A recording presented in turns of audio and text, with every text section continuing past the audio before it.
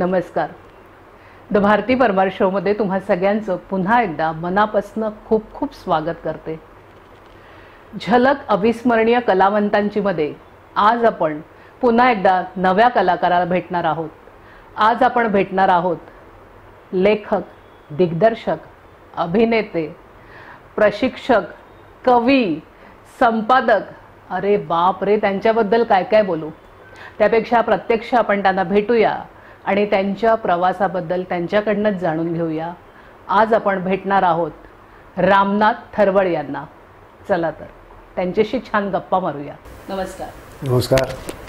The Bharti Parmar शोमध्ये तुमचं मनापासून स्वागत करते. स्वागत. झलक अविस्मरणीय कलावंतांची हा आमचा जो भाग आहे त्यात आम्ही वेगवेगळ्या कलाकाराला भेटत असतो. कधी लेखक येतात, कधी दिग्दर्शक येतात, पण आज एक म्हणतात ना सर्व गुण संपन्न व्यक्ती माझ्यासमोर बसलेली आहे. तुम्ही खूप नट तयार केलेत हे मी खूप ऐकलेलं आहे, पाहिलेलं आहे. तर त्याबद्दल मला विचारायचं आहे. पण तरीसुद्धा असं वाटतं ना प्रत्येकाला की आपली सुरुवात कशी होते, सुरुवात कशी झाली, लहानपणी झाली का अधेमध्ये, म्हणजे शाळेत, असं कसं, त्याबद्दल काही सांगू शकाल? हो, का नाही सांगणार. मी मुळात कोकणातला, रत्नागिरी जिल्ह्यातील गुहागर तालुक्यात आबलोली गाव आहे. 8 वर्षाचा असताना शाळेत गेलो. लोककला ह्या आमच्या अंगात असल्यामुळे कोकणातल्या, मग त्याच्या माध्यमातून आमची नाटकं बसवली गेली. रामायण म्हणा किंवा भगवान श्रीकृष्ण म्हणा किंवा हे सगळं त्या काळात तसं चालत होतं आध्यात्मिक ह्याच्यावर. तर तिथे आमचा भगवान श्रीकृष्ण जो होता तो सुद्धा 10 वर्षाचा असायचा. ज्याला नदीतून घेऊन जायचं आहे, तर तो कसा काय घेऊन जाणार गोकुळात. मग त्याला मध्ये बसवायचं, इकडनं एक चादरीचं टोक टाकायचं, इकडनं एक चादरीचं टोक टाकायचं आणि आपण गोल 4 फेऱ्या मारल्या की आपण गोकुळात पोहोचलो. ओके. म्हणजे ही प्रायोगिकता लहानपणापासून डोळ्यासमोर आली. आणि त्यातून मग मला एका आमचे एक सर होते पाटणकर म्हणून, वि द पाटणकर. ते माझ्या जीवनात जर आले नसते तर मला कळलं नसतं. ते म्हणाले, इकडे रे, बरं आवाज दणदणीत, खणखणीत, आणि गावच्या मुलांचे आवाज म्हणजे काय, हाक मारताना हा हाणकी हाण असा आवाज असायचा. तर ते म्हणाले, हे बघ, तुझ्या मोठ्या आवाजात हा पाठांतर करायचा आणि आपल्या कार्यक्रमाला सादर करायचा. मी म्हटलं की ठीक आहे. आणि सादर करायला मी पाठांतर केलं. पडदा उघडला आणि म्हणाले मोठ्याने म्हणायचं. पडदा उघडल्याबरोबर, बरं त्या काळात माईक नव्हते, लाईट्स नव्हते, म्हणजे चिमण्या त्या दिव्याने हाताने बंद करून ते बंद करायच्या अशी स्थिती. पेट्रोमॅक्स होत्या, कंदील होते. बघितलं समोर झाडावर माणसं बसलेली, बांधावर माणसं बसलेली, घोंगडं टाकून, कोणी आडवा झोपून, असं सगळं ते कोणी लटकून. खांब फुटला मला बघितल्यानंतर. पहिलंच आधी पोटोबा मग विठोबा असं त्या मला अजून त्या नाट्य छट्टेचं नाव आठवत आहे. आणि माईक नसल्यामुळे आवाज जात नव्हता. लोक बोलले, आवाज मोठ्याने बोला, मोठ्याने बोला, मोठ्याने बोला. मास्तर म्हणाले, हाण हाण, मोठ्याने बोल, हाण हाण. आणि 5व्या किंवा 6व्या वाक्याला हाणून हाणून 8वं वाक्य काही लोकांना जात नव्हतं, कारण माझा आवाजच बसला होता. आणि अशा तऱ्हेनं पुढचा पॅरेग्राफ मास्तरने मला आत बोलवलं. अरे किती मोठ्याने बोललास, तुम्हीच बोलला ना, हाण हाण. मी हाणलं. ही पहिली माझी सुरुवात होती. म्हणजे शालेय जीवनात ऍक्च्युली सुरुवात झाली तर? हो, बालपणीच सुरुवात झाली. तुम्ही म्हणालात की तुम्ही गावी रत्नागिरीला होतात, मग तुम्ही मुंबईत कधी आलात आणि रत्नागिरीला त्यानंतर सतत करत राहिलात की कसं? नाही, मी 8 वर्षाचा असताना गेल्यानंतर मला लक्षात आलं की ही मुंबईची मुलं गावाला यायची, ती अर्ध इंग्लिश, येस आय नो, मी बघतो ते सगळं, असं काहीतरी ते बोलायचं. आणि हे तेरे को मालूम आहे क्या मैं क्या करणार. म्हटलं हे 2 विषय आपल्या पुस्तकात नाही, एकच मास्तर आपले शिकवतात. 4थी 5वीला असताना विचार केला की आपल्याला हे काही येत नाही आहे, ह्या लोकांना येत आहे आणि आपण शाळेत 1 नंबरचा माणूस आहे, तगडा घरी. आणि मग मी एक दिवस रात्री सगळे माझं सगळं पुस्तकं आणि सगळं भरलं आणि आजीला सांगितलं सकाळी निघताना, आजी मी निघालो. कुठे? म्हटलं मुंबईला, आईकडे. आणि 6वीला जो पळून आलो, परत गावचं तोंड पाहिलं नाही. मग मला कळलं की माझं खूप नुकसान झालं आहे. 7वीला ABCD सुद्धा माहिती नव्हतं आणि मग त्या शिक्षणावर खूप परिणाम झाला. मास्तर मुंबईतले मारायचे, येत नाही म्हणून वगैरे. मग म्युन्सिपॅलिटीत शिकलो गरिबी असल्यामुळे. आणि अशा तऱ्हेनं मग पुढे वाटचाल सुरू झाली. काही मंडळी मुंबईत अभिनेताच बनायला येतात, पण त्यानंतर काही कारणास्तव ते वेगवेगळ्या विषयांकडे वळतात. तर तुम्ही हे सगळं कसं काही जमवून घेतलं? तुम्ही लेखकही झालात, दिग्दर्शकही झालात, अभिनेते म्हणून आलात की कसं काय? सुरुवातच आयुष्यात कलाकार म्हणूनच झाली, कलावंत लहानपणीचीच. मी तमाशा आमच्या गावाला, नमन किंवा खेळे, जाखडी नृत्य हे सगळं असल्यामुळे मला सगळे हे प्रकार माहिती होते. आणि माझा कलावंत मग मुंबईला फुलला की माझी रेखा सबनीस यांच्याबरोबर ओळख झाली. आणि तेव्हा 26ला प्रायोगिक रंगभूमी फार जोरात होती. आणि मग त्याच्यात नाटक होतं हे रंग मानवाचे. आणि त्याच्यात मला फक्त 1.5 वाक्य तुला आहे की ए धनवा टाईम काय झाला, लंगडा लावायची वेळ झाली, चल मटका लावूया, एवढं बोलून आज जायचं. आणि वंदना गुप्ते त्याची हिरोईन होती. तिचं पहिलं स्पर्धेचं नाटक होतं. आणि त्या 40 मुलांमध्ये मी होतो, 40 लोकांमध्ये.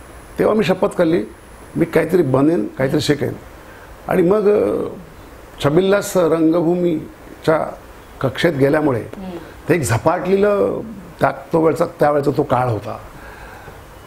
तर तिथे सकाळपासून जेव्हा काम नसेल त्या सकाळपासून मी जाऊन कैची कशी करतात, खिळा कसा ठोकतात, रंग कसा लावतात किंवा सेट कसा तयार करतात, विटा कशा हलक्या करायच्या, हे सगळं मी तिथे बघत मी संपूर्ण लाइटिंग माझ्या डोळ्यासमोर मी शिकलो. मी म्युझिकचं सुद्धा मला ज्ञान प्राप्त झालं. आणि मग सगळ्या गोष्टीतून मी शिकलो. आणि मग माझ्यातला ॲक्टर, माझ्यातला सेट डिझायनर, माझ्यातला संगीतकार किंवा माझ्यातला डायरेक्टर हा तयार झाला. अशा तऱ्हेनं माझं काम सुरू असताना एक दिवस महाराष्ट्र शासनाचं विजया मेहतांचं एक नाट्य शिबिर होतं. तर माझ्याकडे काही संस्था नव्हती त्या काळात. त्या काळात असं होतं की 2च विद्यार्थी बाईंच्या म्हणजे शिबिराला जातील. तर मग मी इकडून तिकडून संस्था शोधली, गेलो. 5 दिवस लेट झाला होता. तर बाई माझं नाव रामनाथ थरवळ. तर विजयाबाई म्हणाल्या अरे काय रे तुझं आडनाव आहे थरवळ. तर म्हटलं बाई ते मेहता नावांसारखं नाही आहे ना. बाई हसल्या खूप. आणि मग मला शिबिरात गेलो. आणि मग शिबिरात आमच्या खूप छान मुलं होती. मृदुला बेहरे म्हणजे मृदुला भाटकर, अपर्णा पाध्ये, मी, नंतर बापू लिमये, हे सगळे मोठे सगळे त्या काळात, विवेक लागू, जुईली देऊसकर, हा सगळा आमचा एक मोठा ग्रुप तयार झाला. आणि त्यातून मग आत्ता सगळे मोठे टॉपचे झालेत. आणि मग त्याचा फायदा मला मग माझ्या नाटकासाठी व्हायला लागला. बाकी मी कुठल्याही विद्यापीठाचं किंवा कुठेही जाऊन ट्रेनिंग घेतलं नाही. माझं म्हणणं आहे पुस्तकी ज्ञान तर आहेच, पण अनुभवाचं ज्ञान हे खूप मोठं असतं. आणि मी अनुभवाने इथपर्यंत आत्ता आलो आहे. या सगळ्या आपल्या बोलण्यात तुम्ही म्हणालात मी बॅग भरली आणि पळून मुंबईला आलो. म्हणजे तुम्ही आधी आजीकडे होतात? हो, मामाकडे होतो. मामाकडे होतात. आणि तुमची आई मुंबईत होती? आई मुंबईला. ओके. गरिबी म्हणून तुम्हाला तिकडे ठेवण्यात आलं होतं. बरं. पण मग तुम्ही पळून आल्यावर आईची रिॲक्शन काय होती? आणि तुम्ही जी ही लाईन पकडलीत, एक मुलगा म्हणून आई वडिलांच्या अपेक्षा असतात की आपल्याला मुलाने शिकावं, नोकरी करावी वगैरे, त्या सगळ्यापेक्षा तुम्ही वेगळ्या काहीतरी क्षेत्रात चाललाय म्हणून घरातल्यांनी काय तुमच्या मागे पाठिंबा दर्शवला की अरे काय चाललंय तुझं? असं फार त्याचं एक कोड आहे जे मला पण सुटलं नाही. माझे वडील हे गावातल्या नाटकात काम करायचे, म्हणजे छोटे मोठे रोल करायचे. नाटकाची आवड होती. आणि असं मला एकदा सांगण्यात आलं, पूर्वी भांगवाडी एक थिएटर होतं काळबादेवीला वगैरे. त्या थिएटरमध्ये माझे वडील मला एक 2 का 3 महिने असताना घेऊन गेले ते बघायला. आणि त्या नाटकात एक छोटंसं बाळ होतं कापड्यात गुंडाळलेलं. तर डायरेक्टर म्हणाला तुमच्या मुलाला मी नेऊ का स्टेजवर? आणि 3 मिनिट असताना मला त्या स्टेजवर घ्यायला मी अशी फेरी मारून आले. लोकांना चेहरा दाखवला माझा. आणि मी माझ्या रंगभूमीला पाय लागले असं मला त्यावेळेला वाटलं. घरच्यांचं मत होतंच ना, कारण मी आई वडिलांना तर माझ्या नाटकाची आवड होतीच. आणि मी आमच्या समाजातून पण छोटी मोठी नाटकं करत होतो. वडीलच मला तिथे घेऊन गेले होते की तिथे कर म्हणून. आणि त्यातून मग माझ्यात तो कलाकार फुलला. शिक्षण आणि तुमच्यातली कला यामध्ये तुम्ही काही नोकरी वगैरे केलीत का? काही नोकरी वगैरे केली की नुसतं याच्यावरच कलाकार म्हणूनच काम केलं? मी सांगितलं ना, आम्ही 10x12च्या खोलीत चाळीत राहत होतो, ठाकूरदार धोबीवाडी मुगबाट समोर. आणि आमच्या 12 खोल्यांना एकच संडास होता. आणि गरिबी, आम्ही 6 भावंड. तर भागत नव्हतं. आई घरी काही खानावळ चालू ठेवली होती आईने. मग आपला पण काहीतरी हातभार लावा म्हणून मी सकाळी पेपरची लाईन चालू केली. 250 पेपर माझ्याकडे टाकायला असायचे. तिकडे सरकारचा बेला म्हणजे क्रांतीनगरमध्ये एक सकपाळ नावाचा माणूस पेपरचा बिझनेस करत होता. मग सकाळी धावत जायचं, लोकांच्या घरी पेपर टाकायचे. लिफ्ट कोणाकडेच नव्हती, घामाघूम व्हायचं आणि ते करून पटकन यायचो, फडक्याने अंग पुसायचो आणि तसंच धावत पळायचो जेजेस क्लब आर्टला. आणि मी जेजेला ॲडमिशन घेतलं कारण चित्रकला चांगली होती. चित्रकला म्हणजे खूप छान. त्याला पण कारण गावच कोकण. गावाला आमच्या कोकणात गणपतीचे कारखाने होते. तेव्हा आम्ही थोडीशी माती दे ना बाबू, थोडीशी माती दे ना. काय करणार आहेस? उंदीर करणार आहे. तुला उंदीर करता येतो? की तू छापातला करतोस पण मी हाताने करून बघतो ना. आणि दुसऱ्या दिवशी जाऊन त्याला मी दाखवलं, हा बघ माझा उंदीर. अरे छान केलंस की, ही घे आणखी माती. मग मी त्याला 10-15 उंदीर नेऊन द्यायचो आणि मग तो तिथे जाऊन गणपतीच्या बाजूला चिकटवायचा. कारण माझे उंदीर हातातले खूप छान असायचे. मग ते करता करताना गणपती कारखान्यात वेळ शाळा सुटल्यानंतर जाऊन बसायचो. मग रंगकाम करायला लागलो. मग हळूहळू डोळ्याच्या आखण्या आणि ते करता करताना मग पडदे रंगवणं वगैरे गावचे. ती गावाला मंडपी असायची, त्याला कवच कुंडल वगैरे आणि काय काय बांधलेलं असायचं. म्हणजे मला एक सूर्योदय देखावा किंवा असं काहीतरी करायला लागलो. आणि ती म्हणजे ड्रॉइंग माझं फुलत गेलं, वाढत गेलं. आणि त्याचा नंतर मग मला फायदा असा झाला, माझी जेजेस स्कूल ऑफ आर्टपर्यंत रवानगी झाली. क्या बात आहे. जेजेस स्कूल ऑफ आर्टला आपले बरेच कलाकार आहेत. तिथे गेल्यावर पुढे कसं काय, म्हणजे तुम्हाला कोणी भेटलं का? तिथून आणखी काही डेव्हलपमेंट झाली का? जे माझं खरं नाटकाचं मेहनत करत होतं. कारण दामू केंगरे सर आम्हाला एका विषयाला शिकवायला होते. इर्शाद हाशमी एक फार सुंदर, म्हणजे तो प्राध्यापक असून सुद्धा मुलांसारखा वागायचा. त्यांनी 2-3 नाटकं एकांका केल्या होत्या. एक महेश शेलेकुंजवरांचं होळी नावाचं नाटक, त्याचं हिंदी नाव होतं कच्चे रंग होली के. त्याच्यात मला एक मोठा रोल मिळाला होता. त्याच्यानंतर मग दुसरं एक त्यांनी नाटक केलं होतं. तर तिथून माझा नाटकाचा प्रवास सुरू झाला. आणि मग तिथे रमाकांत देशपांडे होते, इर्शाद हाशमी, दामू केंगरे यांचं मार्गदर्शन झालं होतं. आणि त्याच जेजेस क्लबमधून आम्हाला सिनियर असलेले सगळे लोक, म्हणजे नाना पाटेकर म्हणा, मंगेश कुलकर्णी म्हणा, मीना सुकटंट म्हणजे आत्ताची मीना नाईक, हे सगळे लोक त्या अगोदरच्या काळातले होते. त्यामुळे तिथे मला तोही फायदा झाला. चित्रकला पण माझी वाढली. आणि मग आशिया खंडातलं हे मोठं जे असं कॉलेज, त्यातून बाहेर पडल्यानंतर 3 महिन्यातच मला ब्रेक मिळाला. मी पंडित सत्यदेव दुबे यांच्या हिंदी नाटकात काम करत होतो. हां, मेन रोल होता माझा, हे और तोता बोला. विजय तेंडुलकर, गिरीश कर्नाड, सत्यदेव दुबे असं लेखन आणि सगळ्या ह्या गोष्टी होत्या. आणि हाऊसफुल शो होता. आणि मला मग माझं ड्रॉइंग बघून दुबेजी म्हणाले, अरे जा तुझ्या जरा हँडरायटिंगनी ते काहीतरी तो बोर्ड रंगव जरा, हाऊसफुल वगैरे वगैरे. मी गेलो, तिरका खडू पकडला आणि हाऊसफुल आणि कॉंग्रॅच्युलेशन वगैरे असं काय काय लिहिलं. तर मागून मला एक आवाज आला की बच्चा आप आर्टिस्ट हो क्या? म्हणलं जी हाँ. आपका स्टाइल मुझे बहुत अच्छा लगा. प्यार से मुझे गोविंद नेहलानी कहते हैं. मागे वळून बघितलं तर बापरे, म्हटलं मी तुमचा फॅन आहे. जुनूनची फोटोग्राफी तुमची इतकी, मेरे साथ काम करोगे? मैं पहली फिल्म बना रहा हूँ आक्रोश, आप आओ मेरे साथ, यही स्टाईल चाहिए मुझे. आणि मी तिथे सिलेक्ट झालो. आणि गोविंद नेहलानीच्या घरी 6 महिने संपूर्ण बसून, त्या काळात झेरॉक्स नव्हतं, काहीही नव्हतं, हातानं सगळं करायचं. आणि त्या पिक्चरला नंतर इंटरनॅशनल फिल्म फेस्टिवलला गोल्डन पिकॉक मिळालं. त्याच्यात माझा अतिशय महत्त्वाचा वाटा होता. पब्लिसिटी डिझाईन्स माझी होती. आणि त्या सिनेमाला मी जवळजवळ 12 ते 13 लोकांना मी माझा आवाज दिला होता.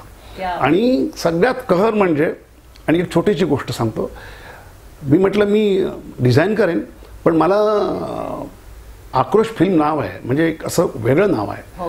आणि विजय तेंडुलकरांचं स्क्रिप्ट म्हटल्यानंतर वेगळं काहीतरी सांगणार. म्हटलं मी 3-4 दिवस शूटिंग बघू शकतो का? गोविंद म्हणला चलो. मग मी अलिबागला गेलो आणि अलिबागला गेल्यानंतर त्यावेळेला गाण्याचा एक सीन होता. क्राऊड जमवलं होतं गावचा. थिएटरमध्ये एक लावणीचं नृत्य होतं आणि तिथे एक अभिनेत्री होती जिचं नाव होतं रीमा लागू. तर तिच्याबरोबर नाचणारा माणूस आला नव्हता. हो का? हां. तर सुरू आता येईल आता येईल आता येईल म्हणून शूटिंग वाढत होतं. रात्र होत होती. तर मला लगेच गोविंद म्हणाला, रामनाथ कपडे चढाव. अरे म्हटलं चढ़ाओ कशाला? चढ़ाओ तो कपड़े. मैंने आपकी तोता बोला की एक्टिंग देखी है. आप वर्सेटाइल एक्टर हो. अभी आपको इधर करना है. आप अपने टैलेंट दिखाओ अभी. म्हटलं गोविंद ती म्हटलं रीमा म्हटलं डान्स शिकून आली आहे. तो परफेक्ट 8-15 दिवस तिने मेहनत घेतली आहे आणि अशा वेळेला तू कर, तू इम्प्रोवाइज करायचं तुला. मग मी म्हटलं की शूटिंग अडवून द्यायचं नाही. कपडे चढवले.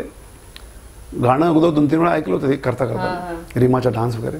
मग मला कळलं इथे आणि मग तर रीमाने माझ्याकडे काही दुर्लक्ष केलं जास्त कोण हा वगैरे असं.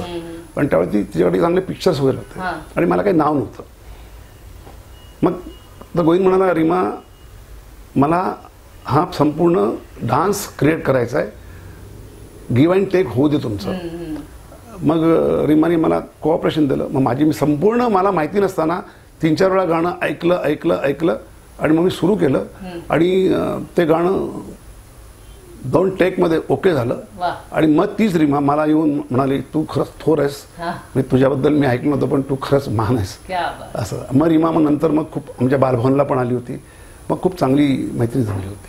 तर अशा प्रकारे तुमचा सिनेमात प्रवेश झाला. त्यानंतर पुढे कसं होत गेलं?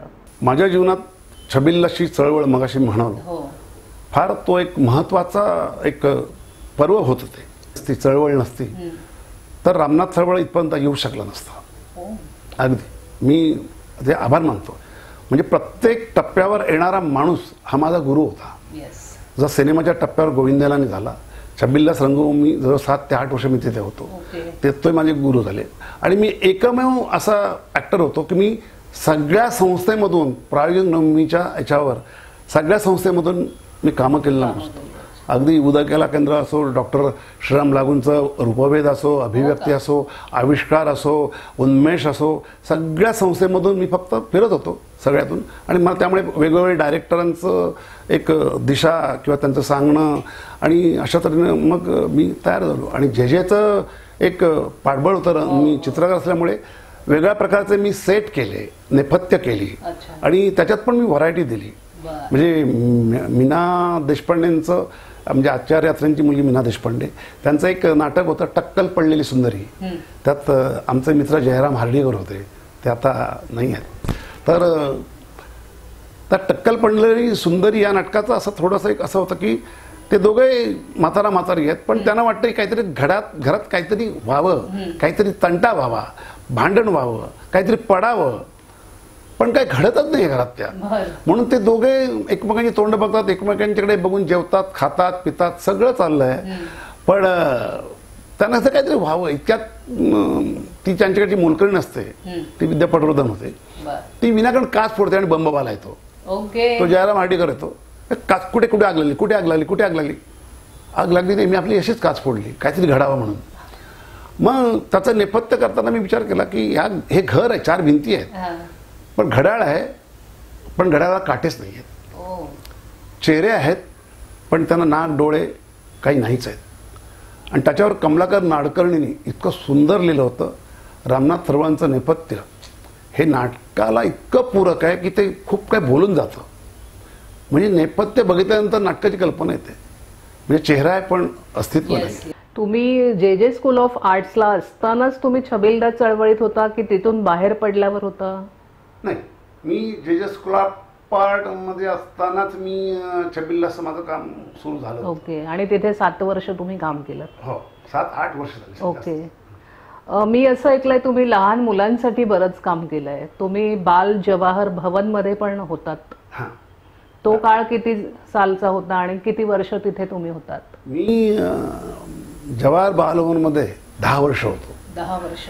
मला केंकरे सर रावी सोवनी आणि अशोक रानडे यांनी माझा इंटरव्ह्यू घेतला आणि त्यांनी मला पहिला प्रश्न केला की तुम्हाला आम्ही या बालभवनमध्ये का घ्यावं.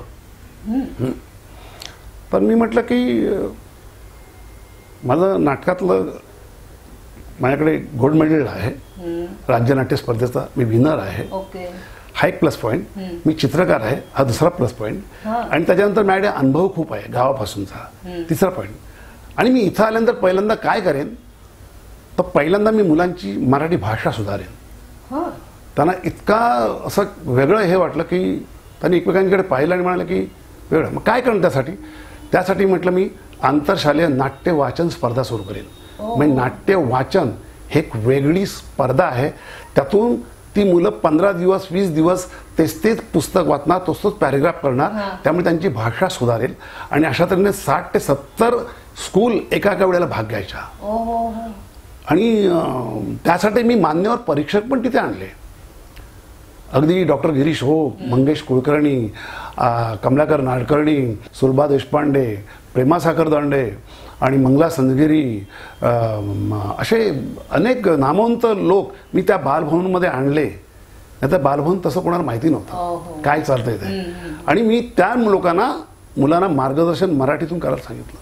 म्हणून नाट्यवाचन स्पर्धा नंतर हिंदीतून झाली, गुजरातीतून झाली आणि उर्दूतून पण झाली. पण नंतर गुजराती आणि उर्दू या लोकांनी जास्त फार काही त्याने हे न दिल्यामुळे मराठी हिंदी कायम चालू आहे. माझी मिसेस प्रतिभा थरवळ हिच्या सहकार्याने ते मी करत राहिलो. मगाशी बोलताना आपण बोललो होतो आक्रोश सिनेमाबद्दल. आक्रोश सिनेमाचं डिझायनिंग तुम्ही केलं गोविंद निहलानींबरोबर. पण त्यानंतर बोलताना दुसऱ्या कुठल्याच सिनेमाचा काही संदर्भ आला नाही. त्याचं काही कारण म्हणजे त्यानंतर तुम्ही सिनेमासाठी काही काम नाही केलं का? चित्रकला खूप छान होती आणि मी ते सिद्ध केलं आक्रोशच्या माध्यमातून. पण अर्थकारण प्रायोगिक पिक्चर गुरुदत्त भाऊ देवी दत्त हा त्याचा प्रोड्युसर होता. 6 महिने गोविंदच्या घरी राहिलो, हाताने सगळं तयार केलं एकटाच मी, कोणी असिस्टंट वगैरे काही नाही. आणि पिक्चरला गोल्डन पिकॉक मिळाल्यानंतर मला वाटलं की आता माझं जाण्याचा वेळ आली. ते पैशाचा विषय निघाल्यानंतर तो म्हणाला की आम्ही तुम्हाला एवढे पैसे नाही देऊ शकणार आहे. आणि त्यांनी माझ्या हातावर एक छोटीशी रक्कम ठेवली. मी म्हटलं अरे मी 6 महिने तुमच्या घरी आहे, पिक्चरला अवॉर्ड मिळालाय इंटरनॅशनल फिल्म फेस्टिवलला, मला पैसे द्या. मग तो बोलला की हे एवढेच आहेत. आणि मला पैसे पूर्ण न मिळाल्यामुळे नंतर मी शपथ खाल्ली याच्यानंतर मी परत फिल्मचं डिझाईन करणार नाही. पूर्ण फिल्मची पब्लिसिटी डिझाईन्स मी केली होती, नुसतं पोस्टर नाही, अगदी लेटरिंग पासून. तर त्यावेळेला ना रेकॉर्ड असेल तर रेकॉर्ड कव्हर सुद्धा मी छान केलं होतं. आणि ते सगळ्यांना अगदी तेंडुलकरांपासून सगळ्यांना इतकं आवडलं होतं डिझाईन्स माझं. मग एवढं आवडून सुद्धा जर मला पूर्ण पैसे मिळत नसतील तर मग मी पुढे जगायचं असं म्हणून मी ते बंद केलं. बरं सिनेमात काम केलं होतं, हा ना त्या सिनेमाला मी आवाज दिले होते तरी पैसे पूर्ण नाहीत. मग मी माझं मन खट्टू झालं आणि मी निर्णय घेतला की यापुढे सिनेमाचं काम बंद. लेखक म्हणून काय केलं आणि लेखक म्हणून सुरुवात का करावीशी वाटली, त्याचं काही कारण आहे का? कारण आहे, कारण मला माझ्या जीवनातच असे काही लेखक आले मुळातच पहिल्यापासून. म्हणजे कोकणातलं सगळं वेगळं होतं, फोक फॉर्म होते.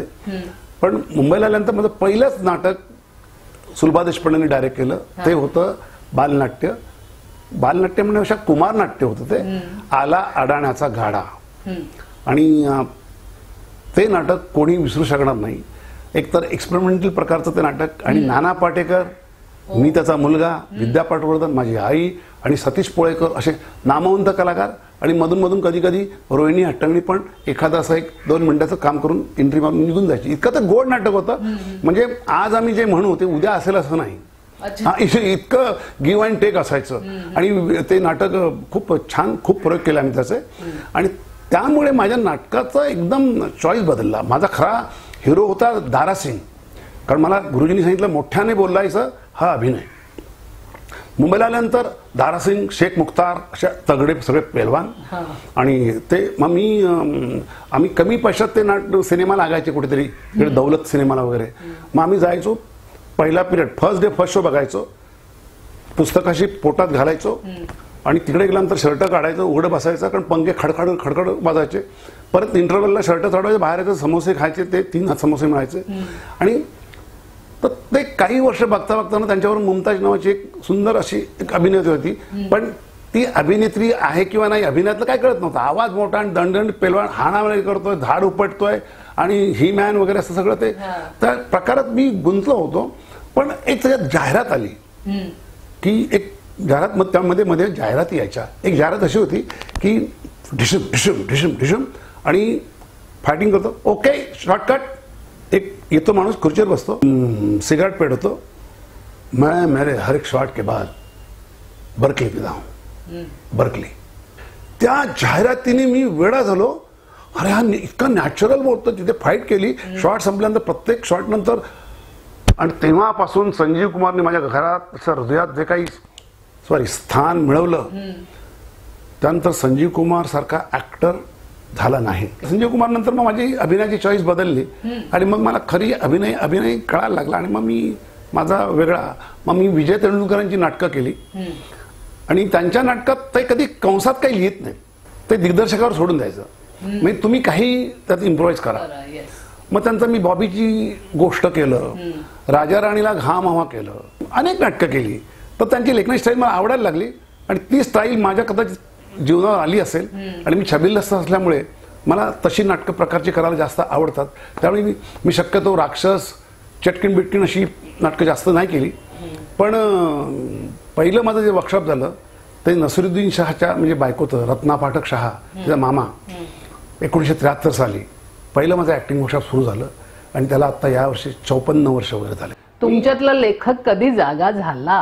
ही नाटकं करता करता मग लेखक जागा झाला. कारण काय आहे की मी बालभवनला नाटकं करत होतो वेगवेगळ्या विषयावर.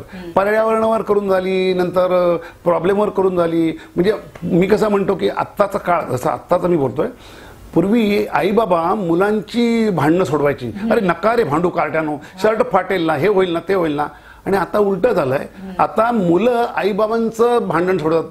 डॅड तू नको ना भांडू, मम्मा तू मला हवी आहेस, तू मला हवी आहेस. तर अशा प्रकारात ही मुलं सापडल्यानंतर आहे मुलांचे प्रॉब्लेम्स, आत्ताच्या मुलांचे प्रॉब्लेम्स इतके भयानक आहेत.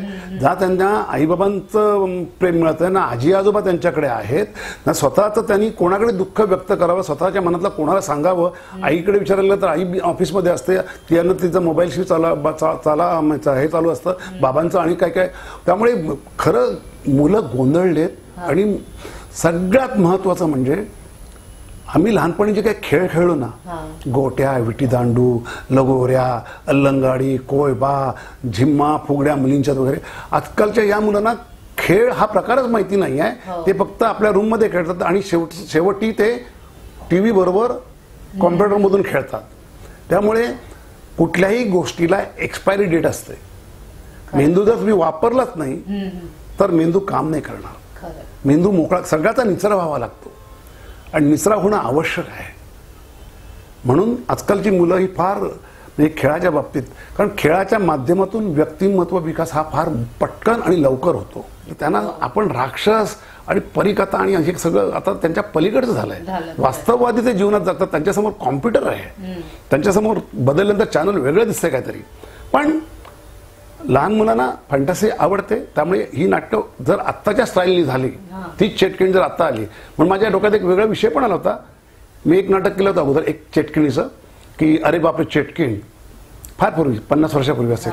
त्याच्यानंतर माझ्या डोक्यात एक वेगळा विषय आला की आपण तीच चेटकिण मुंबईत आणली तर. मग नाटकाचं नाव ठेवलं चेटकिण मुंबईत. मग पहिल्यांदा ती व्हीटी स्टेशनला उतरते, मग तिच्यावर तो राक्षस असतो, मग त्यांच्याकडे मोबाईल पण असतात. म्हणजे त्या चेटकिणीला मी, माझं म्हणणं हे वास्तवाचं भान देणं मुलांना, आणि मग तिचा मृत्यू अशा तऱ्हेनं वगैरे होतो. तुम्ही काही मासिकांमध्ये संपादक होतात, त्याबद्दल मला ऐकायला जास्त आवडेल. कारण तुमचं सगळं होरा हा लहान मुलांवर, मी आता सतत ऐकते, लहान मुलं त्यांचं आयुष्य, त्यांचं भावविश्व, यावर तुमचं बरंचसं बोलणं चाललंय. संपादक तुम्ही होतात बरेच वर्ष, ते कशासाठी आणि तिथे तुम्ही काही लिहिलं का? मराठी भाषेचं प्रेम. ओके. मराठी भाषा. आजकाल अनेक मोठी माणसं सुद्धा माझी भाषा मराठी आहे, भाषा नाही भाषा. अनेक लोक फार फार वर्षापूर्वीची गोष्ट होती. एक राजा होता. फार फार नाही, फार फार फतून उच्चार व्हायला पाहिजे. मुळात हे सगळं निर्माण झाल्यामुळे मला असं वाटलं, जसं मी मगाशी म्हणालो, बालभवनमध्ये मी नाट्य वाचन स्पर्धा सुरू केली. तेच मराठीचं माझं प्रेम इतकं वाढत होतं की मला मराठी भाषेबद्दल कोणी काय बोललं तर मला लगेच राग येतो. म्हणून मी मुलांसाठी आजकाल वाचना प्रकार, वाचन संस्कृती बंद झाली आहे. मी मगाशीच कोणातरी एकाला प्रश्न विचारला, त्यांनी मला सांगितलं की आजकाल लोकसत्ता, महाराष्ट्र टाइम्स, नवशक्ती किंवा नवाकाळ किंवा गुजराती समाचार किंवा आणखी अनेक काही हे आहेत, ते आता हळूहळू कमी होत चालले आहेत. त्याला कारण आहे, पूर्वी पहिला पेपर आला की आजोबांच्या हातात असायचा, नंतर आजीकडे जायचा, नंतर मग बाबांकडे, आईकडे, आणि मग शेवटी लहान मुलांच्या गोष्टीकडे जायचा. म्हणजे ती पेपर संस्कृती घरात फिरत होती.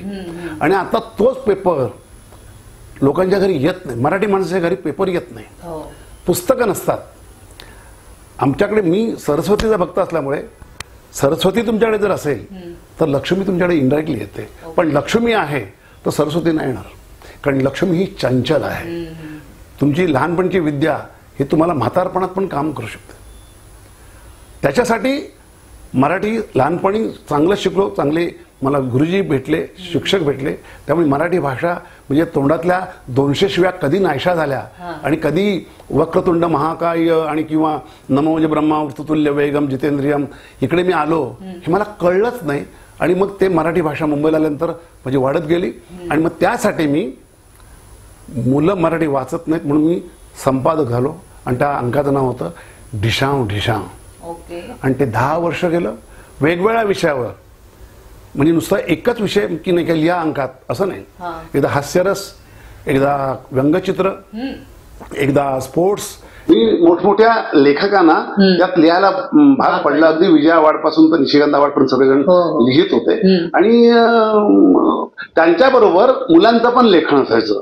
म्हणजे मुलांना मार्गदर्शन ते लेखन ठरावं म्हणून मी दोघांना असं हे करून वेगवेगळे विषय हे केले. आणि त्यात मोठ्या मोठ्या चित्रकारांनी मला सहकार्य पण केलं. म्हणजे वसंत हळबे म्हणा किंवा सरवटे म्हणा किंवा श्याम जोशी म्हणा, सगळ्यांनी, किंवा विकास सबनीस म्हणा, सगळ्यांनी मला व्यंगचित्रासाठी अतिशय सहकार्य केलं. माझ्या ह्याच्यात दत्ता पाडेकर, रघुवीर कुलकर्णी असे नामवंत चित्रकार मुखपृष्ठ करायचे. त्या विषयाला धरून अनुसरून आम्ही मुखपृष्ठ पण करायचो. तर त्यामुळे त्या अंकाला जवळजवळ 10 वर्षात 12 अवॉर्ड्स मिळाले. अगदी पत्रकार संघाचा पुरस्कार सुद्धा मिळाला. त्याबद्दल तुमचं अभिनंदन. आणि मुळात तुमच्या अंतरात्मा तुम्हाला काहीतरी सुचवतोय आणि ते काम तुम्ही, ते कार्य सतत करत राहिलात. त्यानंतर आपण आता येऊया तुमच्या कार्यशाळेकडे, अभिनय कार्यशाळा. तुम्ही छबिलदासला काम केलं, बरीच मध्ये कामं केलीत, पण तुमचं नाव पृथ्वी थिएटरशी जास्त रिलेटेड मी ऐकलंय. पृथ्वी थिएटर खरं तर हिंदी भाषिकांचं आहे. तुम्ही महाराष्ट्रीयन आहात. तुम्ही तिथे कसे पोहोचलात आणि महाराष्ट्रीयन असताना तुम्ही हिंदीत कसं शिकवलं? मजेशीर किस्सा आहे तो. मी आतापर्यंत म्हणजे त्या काळात मी जवळजवळ 20 नोकऱ्या केल्या होत्या. प्रत्येक वेळेला गेलो की एक दिवस मला कधी उशीर झाला की तो स्टुडिओचा मालक म्हणायचा, हो काल तुम्ही नेहमी उशिरा येता, काल दांडी मारलीत. आम्हाला आमच्या या स्टुडिओचं नाट्यग्रह नाही करायचं आहे, असेल तर सोडून जा. म्हटलं 1 मिनिट. खिशातून कागद काढायचो, राजीनाम्यावर सही करायचो, देऊन टाकायचो. अशा तशा 21 नोकऱ्या केल्या. आणि मग मला बालभवनची नोकरी आली, म्हणजे जिथे मी मगाशी म्हणाल त्याप्रमाणे. आणि मग तीही त्या बाईंच्या, बसंती रॉय या बाई होत्या, त्यांनी माझा अपमान केला खूप आणि त्यांच्या मित्रांसमोर. आणि ते मला असह्य झालं. आणि मग मी ती नोकरी, गव्हर्नमेंटची नोकरी 39 वर्षी सोडून दिली. आणि सोडली 30 एप्रिलला.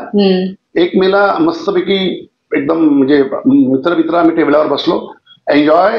1 मे महाराष्ट्र दिन, स्वातंत्र्य दिन माझा. आणि सकाळी 2 तारखेला मला एक फोन आला.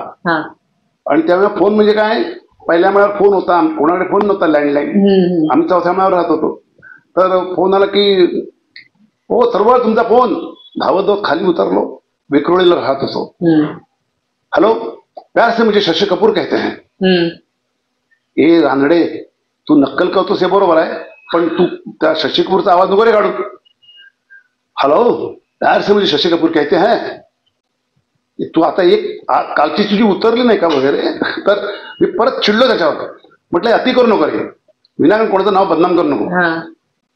साहब रामनाथ जी, मैं पृथ्वी थिएटर से फिल्म एक्टर शशि कपूर बोल रहा हूँ. सर सॉरी, अगर आप शशि कपूर हो तो मुझे माफ करना. नहीं, आपके साथ मेरा एक काम है, आप पृथ्वी थिएटर आकर मिलो. तर मी म्हटलं की ओके, कल 11 बजे आ जाओ. तर मी म्हटलं की गेलो. बघितलं तर शशी कपूर बसले होते. त्यांनी बोलले कुणाल कपूर, करण कपूर, संजना कपूर ही माझी मुलं आहेत आणि मैं शशी कपूर और आपको यहाँ काम करना है. मला कळे नाही की तिथे पृथ्वी थिएटरला नादिरा बब्बर, ओम कठारे, दिनेश ठाकूर हे सगळे नामवंत शिबिर घेणारे असल्यामुळे एका मराठी माणसाला तिथे बोलवलं हा माझा सगळ्यात मोठा मान होता. आणि म्हटलं मी आता आलोय, पण म्हटलं मी करूनच काहीतरी दाखवेन. जेव्हा जेव्हा मला विरोध होता ना तेव्हा मी काहीतरी नवीन करतो. आणि मग तिथे मी गेलो. माझ्यामुळे ते समर टाइम वर्कशॉप सुरू झालं आणि 17 वर्षानंतर संजना कपूरने लग्न करून संजना कपूर निघून गेली. त्यावेळेस ते बंद झालं ते कायमच. 17 वर्ष तुम्ही तिथे काम केलं? हो अगदी. आणि तिथेच मी नाटकं लिहिली. तिथेच मी वेगवेगळी नाटकं लिहिली. झगडापूर लिहिलं, आचार्य यात्रांच्या कवितेवरचं 2 मित्र नाटक तिथे केलं. हे तर खूपच गाजलं. हे तर माझं म्हणजे अरविंद देशपांडे नाट्य महोत्सव, दिल्लीचा बालभवन किंवा इतर ठिकाणी ते नाटकाचे खूप प्रयोग झाले आणि मला त्याला अनेक अवॉर्ड्स मिळाले, पुरस्कार मिळाले. असं 50 नाटकांचं लेखन, नंतर संगीत आणि नेपथ्य हे सगळं मी करायचो. आणि सगळे शो म्हणजे हाऊसफुल जायचे. म्हणजे आम्हाला पुढच्या शोचे पैसे अगोदरच मिळायचे, इतकं ओव्हर पॅक पब्लिक असायचं. आणि माझं तिथे नाव झालं त्या एरियात. आणि मग तिथूनच मग एक दिवस जया बच्चन प्रमुख पाहुण्या म्हणून माझ्या शिबिराला आल्या आणि त्यांनी मला पाहिलं आणि शशि कपूर बोलले की ये है वो आदमी जो गुरुजी जिन्होंने सब कुछ चेंज किया इधर. ती आली, नमस्कार नमस्कार गुरुजी, हमारे साथ आप काम करोगे क्या? करूंगा. मैं इंटरनेशनल फिल्म फेस्टिवल कर रही हूँ, मैं इनसिप की प्रेसिडेंट हूँ और मुझे आपको एक वर्कशॉप उधर करना है और एक आप नाटक पेश करेंगे. पण मी म्हटलं की आ जाता हूँ. आणि कधीही मी त्यांच्याकडे कधी पैशाची वार्ता मी कधीच केली नाही. म्हणजे मला इकडे मराठी जेव्हा मी शिबिरं करायचो तेव्हा 1,500 2,000 एवढेच मिळायचे शाळातून किंवा संस्थातून. शशी कपूरचं पहिलं वर्कशॉप केलं तेव्हा त्यांनी मला पहिला चेक 30,000चा दिला. मी खांब फुटला, चक्कर यायचं बाकी होतो. आणि शशी कपूरने पैसे कसे कमवायचे हे मला शिकवलं. आणि त्याच्यानंतर मग जया बच्चनने ती रक्कम आणखी वाढवली. मग तिथे मला मग गुलजारजी भेटले. गुलजारजी माझं वर्कशॉप बघायला आले होते. मध्येच टाळ्या वाजल्या, वाह वाह. मतलब एक कौन है, बीच में क्यों तकलीफ दे रहे हो, बाद में आ जाओ, मेरा कॉन्सेंट्रेशन चल रहा है बच्चों के ऊपर. सॉरी सर गुरुजी. बगील मांगे गुलजार, हो माफ करना कि नहीं, आपका स्टाइल मुझे बहुत अच्छा लगा क्योंकि आप बच्चों को ही क्वेश्चन देते हो और बच्चों के से ही आप आंसर लेते हो. ये मुझे अच्छा लगा, ये आपका स्टाइल अलग है, हटके हैं. और बाद में आपकी कमेंट्स है जैसे आप बुराइयां कहते हो उसको इसके साथ अच्छाई भी कहने की कोशिश करते आप वर्कशॉप में, यही हमको अच्छा लगा. असं ते बोलल्यानंतर मला कळलं माझ्या तोंडातून ते शब्द पण आता बाहेर पडत नाही. असं ते वर्कशॉप. मग गुलजारजींना मी आवडलं. मग म्हटलं नक्की आवडलं? तुम्हाला आवडलं वर्कशॉप? म्हटलं मला तुम्ही वचन द्या प्रीती थिएटरच्या वर्कशॉपला तुम्ही याल, मी नक्की येणार, काळजी करू नका. आणि मग ते गेले. मी म्हटलं फिल्मी माणूस आहे, काय येणार. मग वर्कशॉप माझं परत पृथ्वी थिएटरला सुरू झालं. आणि तिथे गेल्यानंतर एक दिवस त्यांनी संजना कपूरला फोन केला. मुझे रामनाथ थर्मल गुरुजी से बात करनी है, उनको मैंने वादा किया है. संजना वेड़िया लिए और गुलजार जी बोलते रहे, रामनाथ जी गुलजार जी बोल रहे, गुलजार जी आपके वर्कशॉप के लिए आना चाहते हैं. आणि तेव्हा माझा कविता हा विषय होता. तर त्या कविता या विषयात ते आले. त्यांनी 30-40 पुस्तकं आणली होती बॉस्कीची त्यांच्या मुलीची.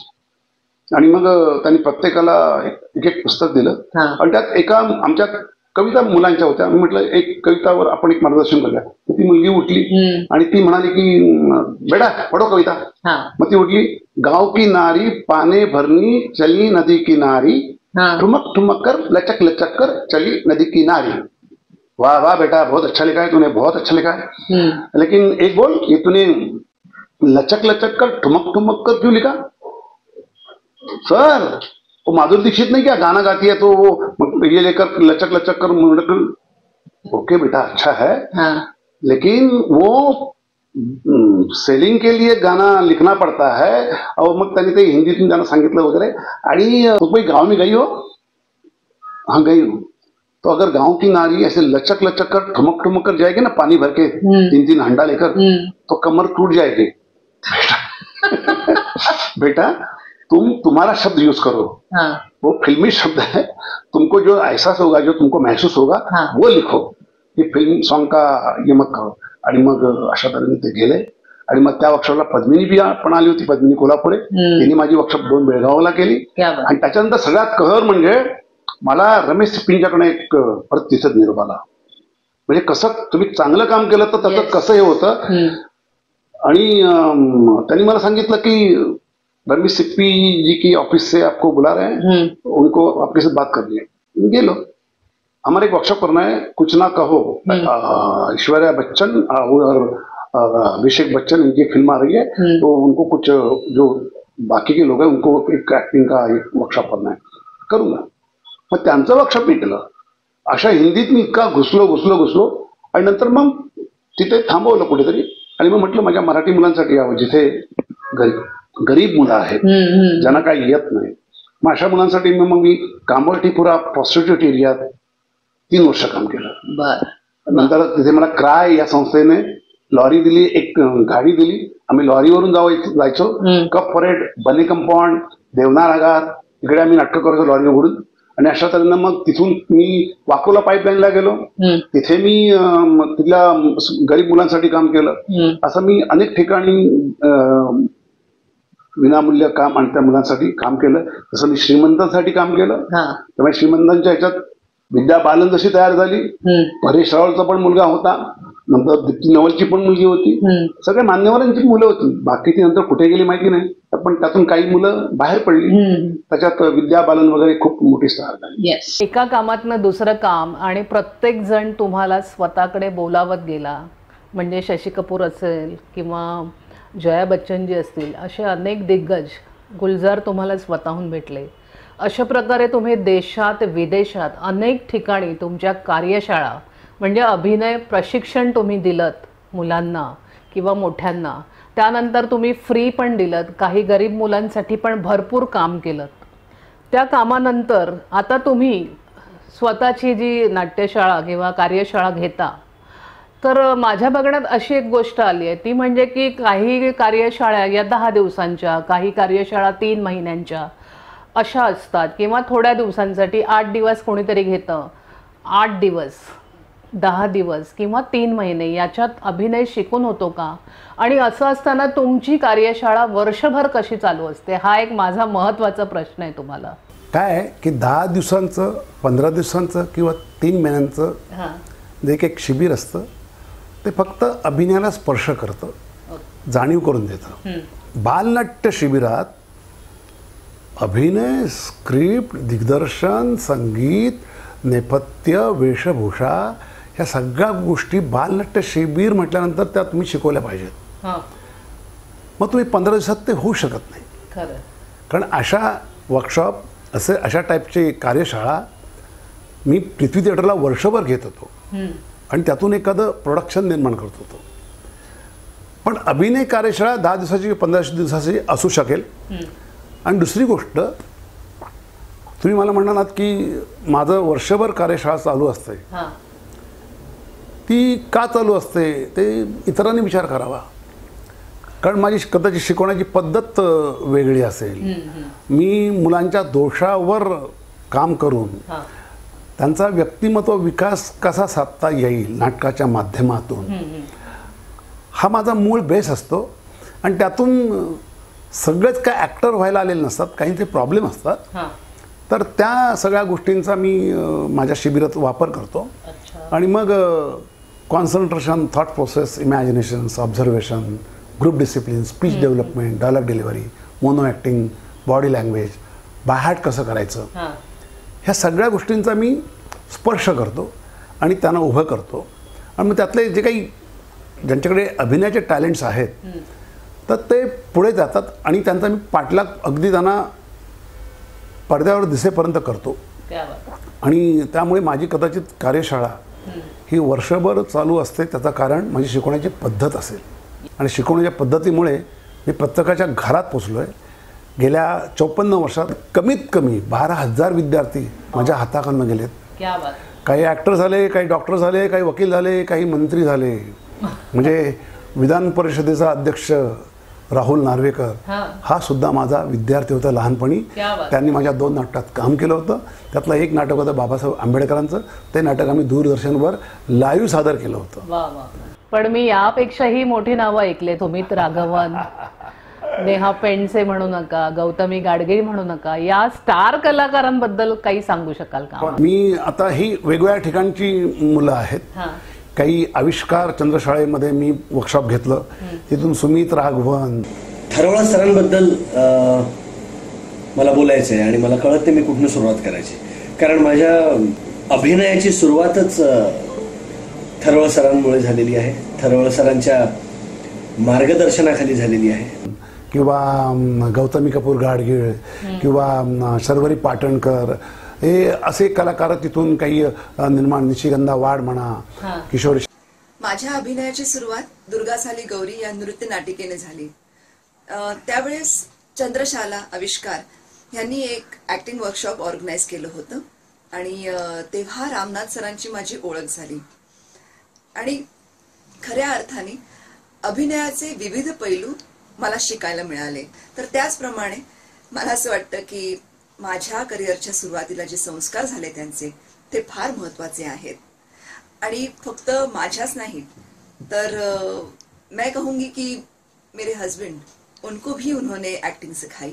और मेरा बेटा बॉबी विज, उसे भी उन्होंने एक्टिंग सिखाई. तो वो तो हमारे फॅमिली गुरु है. हे सगळे तिथून निर्माण झाले. काही लोक जे आहेत ते पृथ्वी थिएटरच्या वर्कशॉपमधून निर्माण झाले. अंशुमन झा, विद्या बालन किंवा आणखी काही लोक आहेत. त्यामुळे प्रत्येक ठिकाणचं वर्कशॉप वेगळं असतं आणि त्या प्रत्येक ठिकाणच्या वर्कशॉपच्या समोर मुलं कुठल्या प्रकारची आहेत, कुठल्या लेवलची आहेत, त्याप्रमाणे मी माझं वर्कशॉप आयोजित करतो. म्हणजे मी जेव्हा झोपडपट्टीत काम करतो तेव्हा मला माझी भाषा वापरून चालत नाही. तेरे को मेरे को, ए तू त्या शबानो को बुलाव ना यार, वो कल लेट हो गया यार, अशी मी माझी भाषा मी चेंज करतो आणि मग मी त्यांच्यात होऊन त्यांचा होतो. म्हणून माझं आता वय वर्ष 18 आहे. अरे मी असं ऐकलंय, म्हणजे कानोकानी खबर की तुमच्याकडे मोठमोठ्या कलाकारांची मुलं पण येतात. हो. तुम्ही पर्सनल पण शिकवता का? हो हो. त्यातलं आता अलीकडचं काही लेटेस्ट नाव? दीपक बलराज वीज आणि किशोरी शाणे वीज यांचा मुलगा बॉबी वीज हा माझ्याकडे 3-4 वर्ष शिकतोय. त्याच्यानंतर दीपक बलराज वीज ज्यांनी 20-22 पिक्चर डायरेक्ट केले, त्यांनाही मी स्पेशल ट्यूशन दिली अभिनयासाठी. अब मुझे बहुत कमाल के गुरु मिले जिनका नाम है रामनाथ तलवर. एक कंप्लीट ऐसे इंसान हैं कि जो अमेजिंग टीचर हैं. दीपकजींचा मोठा मुलगा, त्यालाही मी ट्रेनिंग दिलं आणि तो आज ॲडव्हर्टायझिंगमध्ये मोठ्या पोस्टला आहे, स्वतःची त्याची माऊस आहे. त्यामुळे अख्खी फॅमिली ही मला गुरु मानते. बरं, आता सध्या तुमची कार्यशाळा कुठे चालू आहे? सध्या कार्यशाळा डॉक्टर काशीनाथ घाणेकर नाट्यगृह ठाणे वेस्ट येथे चालू आहे. प्रत्येक शनिवारी छोट्या मुलांसाठी वयोगट 5 ते 14, ज्यांचं 5 ते 6.5 असते, आणि मोठ्या मुलांसाठी म्हणजे 15 ते 60-70 पर्यंत एव्हरी सॅटर्डे 6:30 ते 8 अशी असते. आणि आठवडाभर त्यांना होमवर्क असतं. होमवर्क मी त्यांना पेपर दिले असतात पाठांतर करायला, किंवा एखादा विषय, आता डर हा विषय त्यांना मी दिलाय, त्या डरवर स्वतःचं तुम्ही काय कंपोज कराल, काय तऱ्हेने दाखवाल.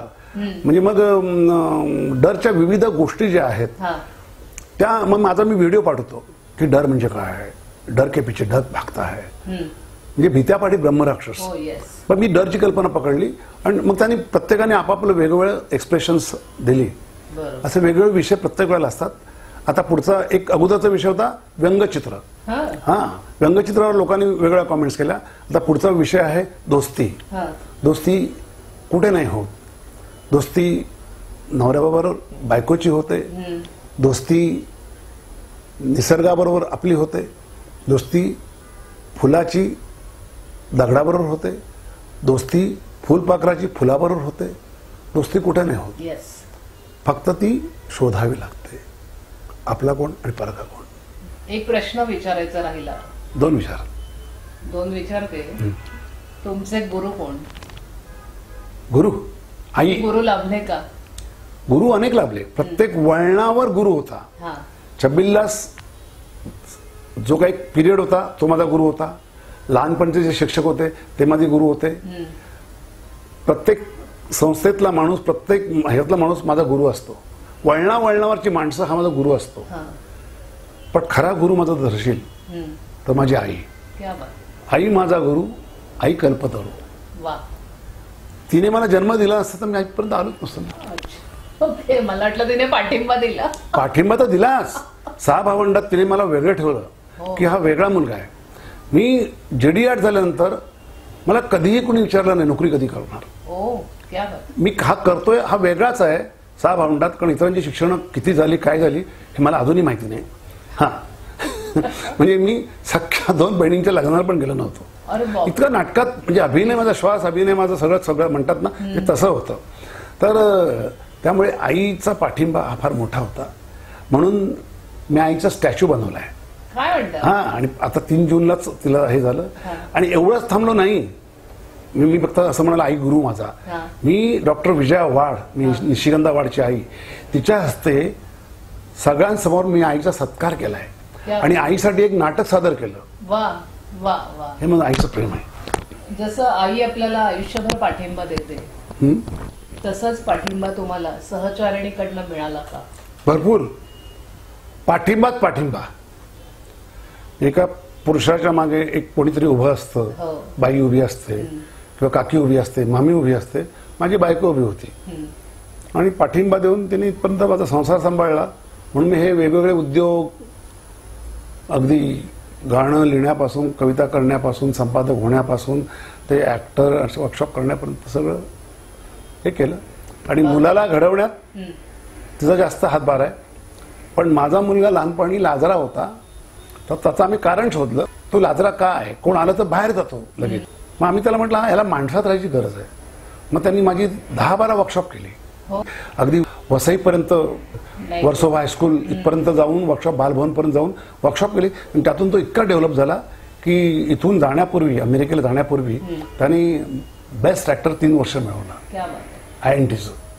म्हणजे तुमचे पुढचे वारसदार रेडी आहेत. आता माहिती ना, तो तिकडे मायक्रोसॉफ्ट कंपनीचा प्रोग्राम मॅनेजर आहे. त्यामुळे तिकडे तो स्टँडअप कॉमेडीवर खूप प्रसिद्ध आहे. एक अत्यंत महत्वाचा प्रश्न माझ्याकडनं राहिला गेला. तुम्हाला अनेक अवॉर्ड मिळाले आहेत. हो. अवॉर्ड्स आपल्याला काय देतात किंवा त्याच्यामुळे आपल्यात काय फरक पडतो का? डेफिनेट. अवॉर्डमुळे तुम्हाला खूप फरक पडतो. पुढच्या कामाची जाणीव देतो. ह्या अवॉर्डने मला इथपर्यंत आणलंय. मी आणखी काम केलं तर मला दुसरा अवॉर्ड कदाचित मिळण्याची शक्यता पण आहे. आणि नाही मिळाला तरी मी पुढे जाण्याची शक्यता आहे. त्यामुळे प्रोत्साहन मिळतं. म्हणून प्रत्येकाला एकदा तरी एक अवॉर्ड मिळालाच पाहिजे असं मला वाटतं. म्हणजे त्या कामाची गती आणि त्याची वृद्धिंगती नक्कीच होईल. तुम्ही द भारती परमार शो पाहिलाय का? पाहिलंय. त्याबद्दल काही बोलावंसं वाटतं? हो, बोलेन ना मी. म्हणजे मी नारायण जाधव त्यांचा पाहिला होता. अतिशय बुद्धिमान माणूस आणि हार्ड वर्कर. आवडला मला तो. त्यांची डेव्हलपमेंट आवडली. ते कुठपर्यंत पोहोचले ते आवडलं. आणि अशा माणसांचा तुम्ही म्हणजे त्यांना शोधून काढून लोकांपर्यंत पोहोचवलं.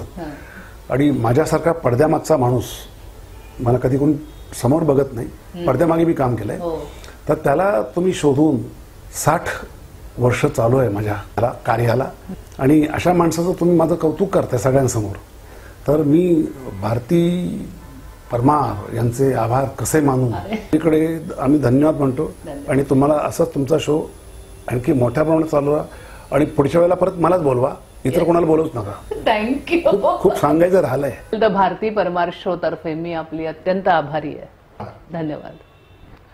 तर मंडळी, आजचा माझा हा एपिसोड तुम्हाला कसा वाटला हे तुम्ही मला कमेंट्सद्वारे कळवणार आहातच आणि नियमितपणे पाहत राहा द भारती परमार शो. धन्यवाद. अविस्मरणीय कलावंतांची पाहण्यासाठी द भारती परमार शोला सबस्क्राईब करा आणि बेल आयकॉनला प्रेस करा.